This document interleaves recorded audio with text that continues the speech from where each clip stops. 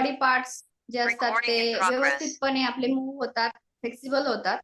आणि शेतामध्ये जेव्हा आपण काम करत असतो तेव्हा स्पेसिफिक एखाद्या पार्टचा आपला एक्सरसाइज होत असतो. जसं की आपण हाताने काही काम करत असेल तर हाताच्याच मसलचा तेवढा व्यायाम होतो. बाकी बॉडी तशीच राहते.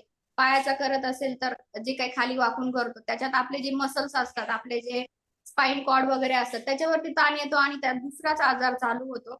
वजन वगैरे कमी होत नाही. त्याच्यासाठी स्पेसिफिकली जे फॉलो करून करतात ना, म्हणजे न्यूट्रिशन सहित त्यांचाच रिझल्ट येतो. कारण शिकवलं जातं आणि असंच नाही, त्यांना ट्रेनिंग घेऊन शिकवलं जातं. प्रॉपर पद्धतीने ते सांगतात, आपल्याला गाईड करतात. कारण शेतामध्ये आपण वेगळ्या पोर्शनमध्ये वेगळ्या वेगळ्या पार्टचा व्यायाम करत असतो. त्याच्यामुळे आपला रिझल्ट येत नाही.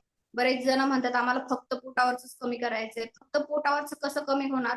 तुमची बॉडी जर डोक्यापासून पायापर्यंत हलते आहे तर पूर्ण बॉडीचाच व्यायाम होतो. तुम्ही पाहिलं असेल सुरुवातीला जो माणूस आलाय तो जर का 3 महिन्यामध्ये प्रॉपर ह्याच्यामध्ये आला, आयडल वेट मध्ये आला, तर त्याचा कुठलाच बॉडी पार्ट असा राहत नाही. सगळेच बॉडी पार्ट वरचे फॅट्स निघून जातात. असं नाहीये फक्त पोटावरचाच पाहिजे, हातावरचाच पाहिजे, असं काही नसतं. घामाची अंघोळ तुम्ही ऐकलंही असेल, रोज ऐकता. घामाची पूर्ण अंघोळ झाली तर घामाची पूर्ण अंघोळ वरपासून खालीपर्यंत होते. तर समजून घ्यायचंय की शेतातला जो कामाचा लोड आहे तो म्हणजे व्यायाम नव्हे. फरक खूप सोपा आहे. कारण जेव्हा आपण वर्कआउट करतो आणि 8 दिवस जे सदस्य जॉईन झाल्यानंतर शेअर करतात, ते सांगतात आम्हाला खूप फ्रेश वाटतंय, खूप छान वाटतंय, एनर्जेटिक वाटतंय, कंटाळा निघून गेला. तर हा एक पहिला फरक आहे. शेतामध्ये काम केल्यानंतर एक्झर्शन होतं. तर एक्झर्शन आणि म्हणजे तुम्हाला जे फिलिंग गुड येते त्याच्यामधला फरक समजून घ्यायचा आहे. ह्या दोन वेगळ्या वेगळ्या गोष्टी आहेत. येस. वा